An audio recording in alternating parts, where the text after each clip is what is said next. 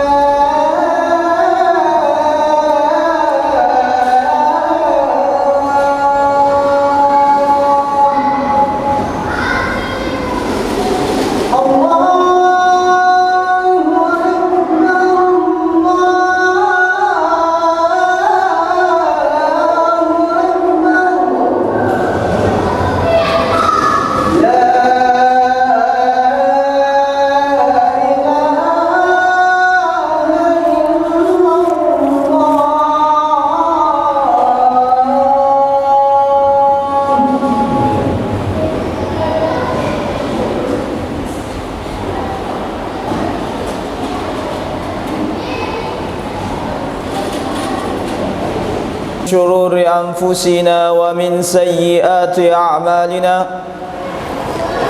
من يهد الله فلا مضل له ومن يضلل فلا هادي له أشهد أن لا إله إلا الله وأشهد أن محمدا عبده ورسوله اللهم صل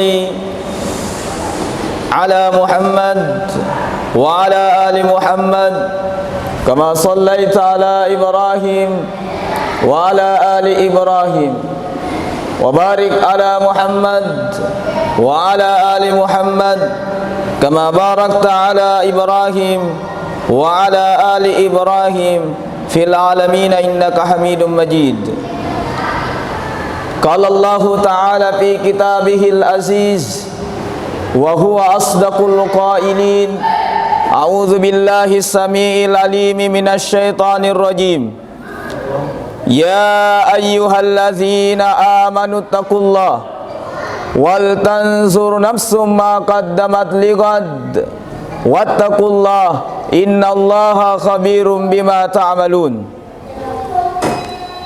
Wa qala aidan ya ayyuhallazina amanu taqullaha haqqa tuqatih wa la tamutunna illa wa antum muslimun.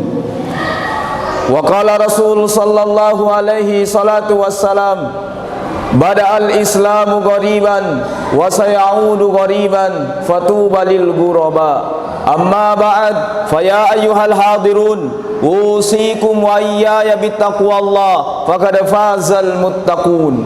Alhamdulillah, pada siang yang berbahagia ini, tepatnya pada tanggal 2 Syawal tahun 1442 Hijriah, Allah Subhanahu wa taala masih memberikan karunia dan taufiknya kepada kita semua, sehingga kita masih sempat hadir berkumpul di tempat yang sangat mulia ini, yaitu rumah Allah Subhanahu wa taala, berkumpul di hari yang sangat mulia, yaitu hari Jumat Sayyidul Ayyam, dan berkumpul bersama dengan orang-orang mulia, yaitu orang-orang yang bertakwa, yang insya Allah Allah Subhanahu wa taala akan jamin tempatnya, akan berada satu posisi bersama dengan Allah dan Rasulnya di akhirat kelak.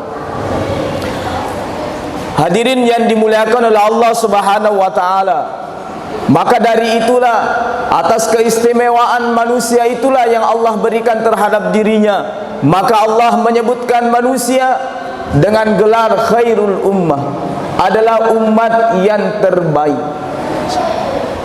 Maka dari itu perlu manusia mensyukuri, perlu kita mensyukuri daripada nikmat yang Allah berikan terhadap diri kita.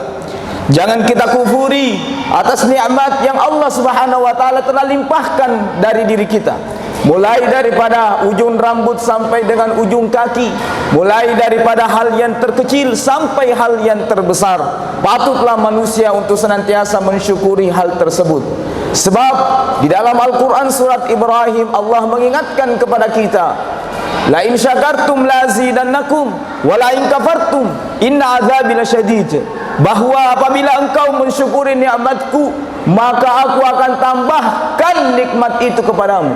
Wala in kafartum, kata Allah, kalau kau kufur, kalau kau ingkar, kalau kau menganggap bahwa nikmat harta yang aku berikan kepadamu tidak ada daripada campur tangan Allah terhadap dirimu, kalau kamu ingkar bahwa rumah yang aku berikan terhadap dirimu sebagai perniagaan di dunia yang kamu anggap berasal dari usahamu sendiri tanpa ada campur tangan daripada Allah Subhanahu wa taala, apa kata Allah? Inna azabi lasyadid.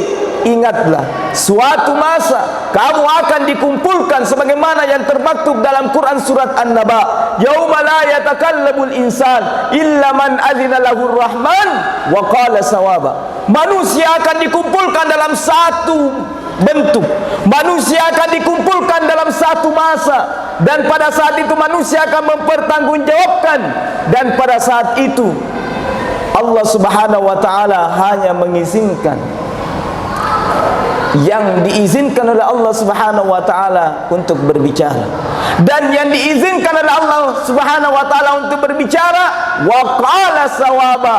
Kalau di dunia manusia mendustakan ayat-ayatnya Allah, kalau di dunia manusia menduakan syariat Allah, kalau di dunia manusia menduakan Allah sebagai zat khaliqus samawati wal ard, yuhyi wa yumit, yang bisa menghidupkan dan mematikan, maka ingat pada masa itu tidak ada sebuah kebohongan yang bisa dibuat oleh manusia, walaupun di dunia manusia mengingkari apa yang Allah berikan terhadap dirinya. Hadirin yang dimuliakan oleh Allah Subhanahu wa taala, perlu kita sadari bahwa perjalanan kehidupan manusia hari ini atau kita hari ini hanyalah berada pada 3 fase atau 3 tahapan kehidupan. Dan semua manusia pasti akan melewati yang namanya 3 fase dan 3 kehidupan ini. Yang pertama adalah fase atau tahapan yang pertama adalah tahapan kehidupan. Hari ini kita hidup di dunia, kita telah masuk pada tahapan yang pertama, yaitu tahapan kedua. Maka tahapan pertama mengantarkan kita pada tahap kedua yang disebut dengan tahapan atau fase kematian. Maka kehidupan hanyalah halte sementara. Kehidupan adalah tempat di mana manusia menunggu gilirannya akan dipanggil oleh Allah Subhanahu wa taala menuju kepada tahapan yang kedua yang disebut dengan kematian. Sebagaimana yang Allah Subhanahu wa taala katakan, kullu nafsin dha'iqatul maut, bahwa setiap yang bernyawa, Pak, setiap yang bernyawa pasti akan yang merasakan namanya kematian. Kalau hari ini umat Yahudi memborbandir saudara-saudara kita yang ada di Palestina hanya dengan satu alasan, bahwa mereka ingin merebut sebuah haikal Sulaiman yang di bawah terdapat Masjid Al-Aqsa, yang mereka yakini bahwa itu akan membawa mereka kekal abadi di dunia. Tetapi tidak bagi Allah Subhanahu wa taala dengan ayat itu. Semua manusia akan berada pada fase kematian. Setelah manusia berada pada fase kematian, kemudian manusia akan berada pada fase yang ketiga yang disebut dengan fase kebangkitan. Pada fase kebangkitan inilah Allah Subhanahu wa taala akan membagi manusia ke dalam dua kelompok atau dua golongan. Yang pertama adalah ashabul yamin, yang kedua adalah ashabul shimal. Siapa ashabul yamin? Ashabul yamin adalah ashabul jannah, orang-orang yang senantiasa akan menerima catatan amalan perbuatannya selama di dunia dari arah kanannya. Ketika dia diberikan kitabnya dari arah kanan, wajahnya akan berubah menjadi berseri-seri. Kemudian kelompok yang kedua yang akan akan diberikan oleh Allah Subhanahu wa taala adalah kelompok ashabus shimal. Siapa itu kelompok ashabus shimal?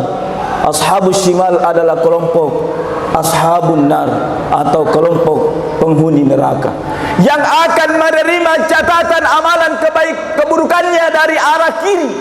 Ketika dia menerima catatan amalan keburukannya dari arah kiri, kemudian dia berbalik, kemudian wajahnya berubah menjadi hitam pekat. Karena kenapa? Karena ketakutannya, sehingga dia berkata, jangan kasih ini buku catatan sama saya, jangan kasih, jangan perlihatkan sama saya. Kemudian dia minta kepada Allah, oh Puang, oh Karaeng, ya Allah, kasih pulang kekasih di dunia, walaupun hanya 10 menit, saya ingin beribadah kepadamu. Hadirin yang berbahagia, orang yang sudah meninggal, orang yang sudah wafat, Allah matikan lebih dahulu dari kita, ingin mereka dikembalikan kepada Allah setelah mereka mendapatkan catatan amalan perbuatannya selama di dunia. Bagaimana dengan kita yang Allah masih berikan kesempatan? Apa kata Allah Subhanahu wa taala ketika manusia ingin kembali, Pak? Kafa bi nafsika 'alaika yauma hasiba. Sudah cukup hari ini kamu mempertanggungjawabkan apa yang sudah kamu kerjakan selama engkau hidup di dunia. Hadirin yang berbahagia, pertanyaan kemudian muncul dalam diri kita. Kita memilih kelompok yang mana? Ashabul yamin atau ashabus shimal? Semua kita yang ada di tempat ini pasti ingin masuk pada golongan ashabul yamin. Tidak ada yang mau masuk pada kelompok ashabus shimal. Karena ashabul yamin adalah ashabul jannah. Tapi kemudian ketika kita sudah memilih, kembali dipertanyakan kepada diri kita, apa kemudian yang memantaskan diri kita untuk mendapatkan gelar dan kelompok ashabul yamin? Apakah sementara kita hanya bisa memilih, ya Allah, masukkan saya kelompok ashabul yamin, kemudian kita tanyakan pada diri kita, apa yang kemudian memantaskan diri kita sehingga kita pantas disebutkan sebagai kelompok ashabul yamin? Maka jawabannya adalah, kembalikan misi kehidupan manusia, misi kehidupan kita. Hari ini manusia kehilangan misi kehidupannya. Mengapa manusia hari ini, kebanyakan di antara manusia tidak mengerti misi kehidupannya? Bahwa misi kehidupan manusia sebagaimana yang Allah Subhanahu wa taala katakan, "Wa ma khalaqtul jinna wal insa illa liya'budun." Itu adalah misi kehidupan manusia. Allah ciptakan kita, Pak. Itu bukan serta-merta Allah ciptakan kun fayakun jadi manusia. Tidak. Tapi ada misi yang Allah Subhanahu wa taala inginkan terhadap diri kita, yaitu beribadah kepada Allah Subhanahu wa taala. Mulai daripada ujung rambut sampai ujung kaki harus beribadah kepada Allah Subhanahu wa taala. Mulai dari hal yang terkecil sampai dengan hal yang terbesar harus beribadah kepada Allah Subhanahu wa taala. Kemudian kalau kembali kita ditanya, Ustaz, bagaimana pada caranya saya beribadah? Apakah ibadah yang selama ini kita pahami adalah salat? Apakah ibadah yang selama ini kita pahami adalah puasa yang baru-baru sudah kita lewati selama 1 bulan lamanya? Apakah ibadah yang kita maksud adalah zakat? Apakah ibadah yang kita maksud sehingga kita mengatakan saya sudah beribadah kepada Allah Subhanahu wa taala dengan menunaikan ibadah haji? Belum. Imam Malik mengatakan, salah satu tokoh mazhab dari 4 mazhab yang ada, Imam Malik mengatakan bahwa ketika ditanya mahwal ibadah, apa itu ibadah, Imam Malik menjelaskan, al ibadatu hiya ta'atullah wa khudulahu wal tazanu ma syara'allahu fi dinihi. Itu makna daripada ibadah. Ketika kita memaknai bahwa ibadah itu adalah salat, ibadah itu adalah haji, berarti kita belum memahami agama ini secara sempurna. Udkhulu fis silmi kafah.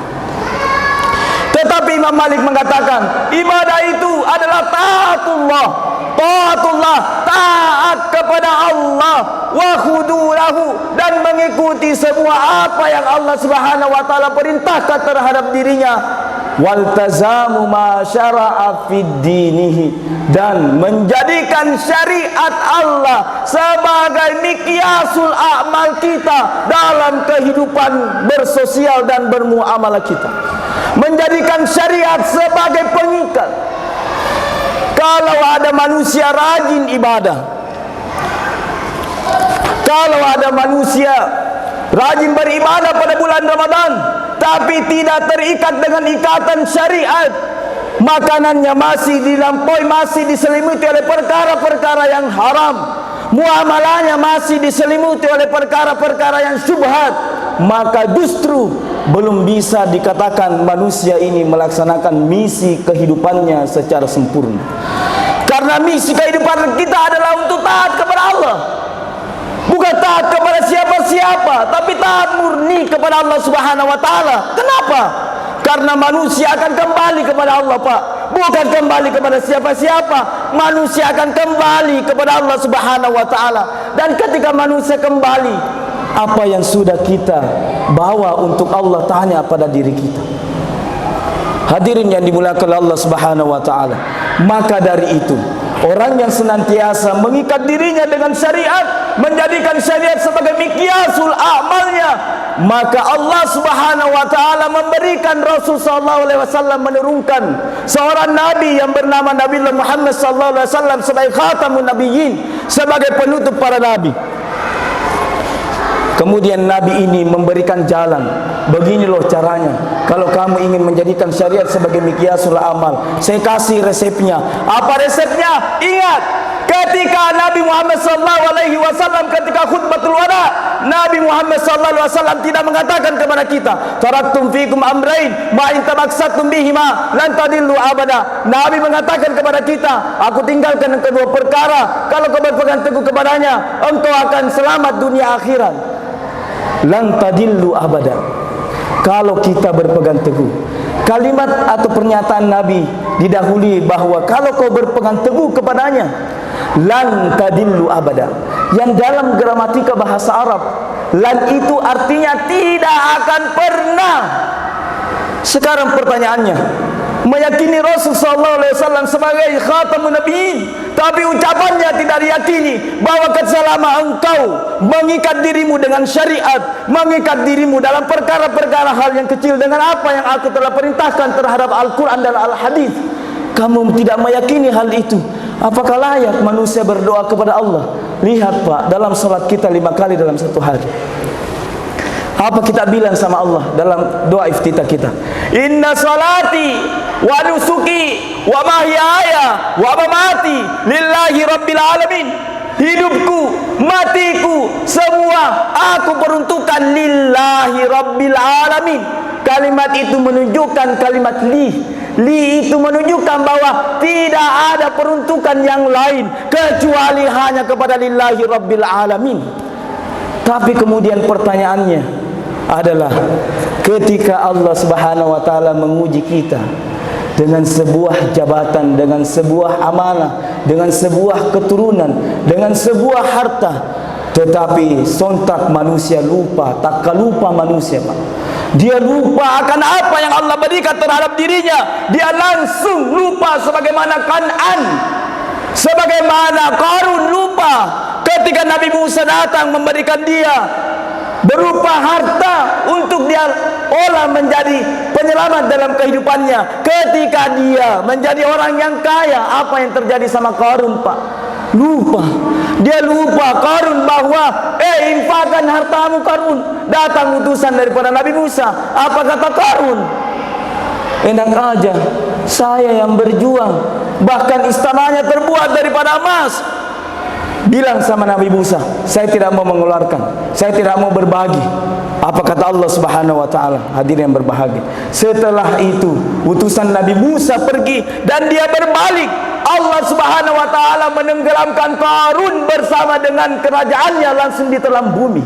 Mudah bagi Allah Subhanahu wa taala untuk menghancurkan kesombongan orang-orang yang senantiasa lupa bahwa semua yang Allah Subhanahu wa taala berikan kepada dirimu, harta, jabatan, amanah, keturunan, rumah, adalah titipan yang Allah Subhanahu wa taala berikan.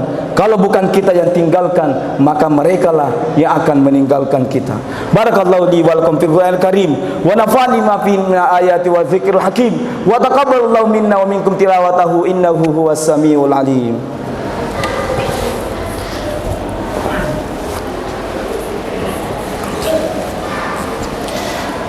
Alhamdulillah, nahmaduhu wa nasta'inuhu wa nastaghfir wa na'udzu billahi min syururi anfusina min sayyiati a'malina may yahdihillahu fala mudilla lahu wa may yudlil fala hadiya lahu asyhadu an la ilaha illallah wa asyhadu anna muhammadan abduhu wa rasuluh rabbi shrah li sadri wa yassir li amri wahlul 'uqdatam min lisani yafqahu qawli Allahumma salli wa sallim wa barik alaihi. Hadirin yang dimuliakan Allah Subhanahu wa taala, syariat Allah Subhanahu wa taala termaktub jelas di dalam Al-Qur'an. Maka Al-Quran, hadirin yang berbahagia, berfungsi 5. Yang pertama adalah berfungsi, di dalamnya terdapat kandungan akidah.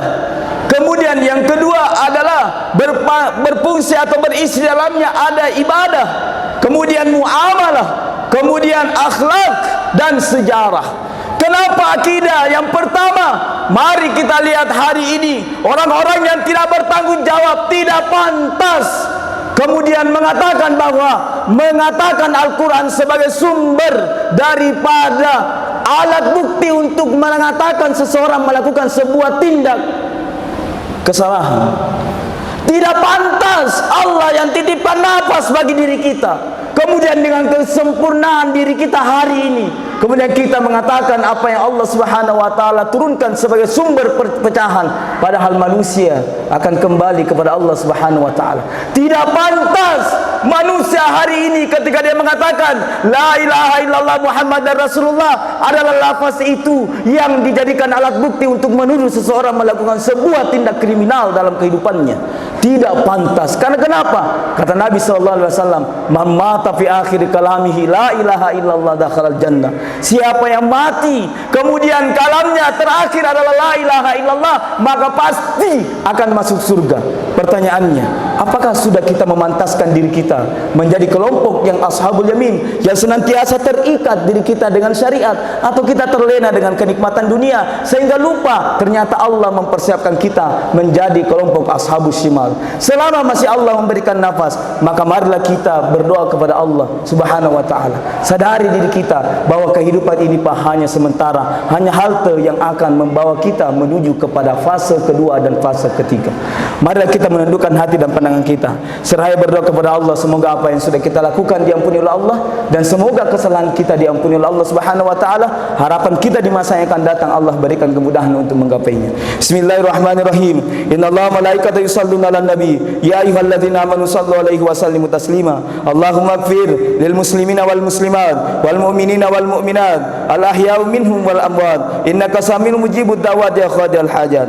Rabbana la tuzigh qulubana ba'da idh hadaitana wa hab lana min ladunka rahmah innaka antal wahhab. Allahumma arinal haqqa haqqan warzuqna ittiba'a wa arinal batila batila warzuqna ijtinaba. Ya Allah ya Rahman, Engkaulah penggenggam kehidupan kami ya Allah. Di tangan-Mu lah segala kebaikan dan keburukan. Tunjukkanlah kepada kami, anak-anak kami, istri-istri kami ya Allah, pemimpin bangsa ini ya Allah, untuk senantiasa memahami dan menyadari bahawa yang benar adalah yang benar, yang baik adalah yang baik, yang hak adalah yang hak, dan berikanlah kami kekuatan untuk mengikutinya.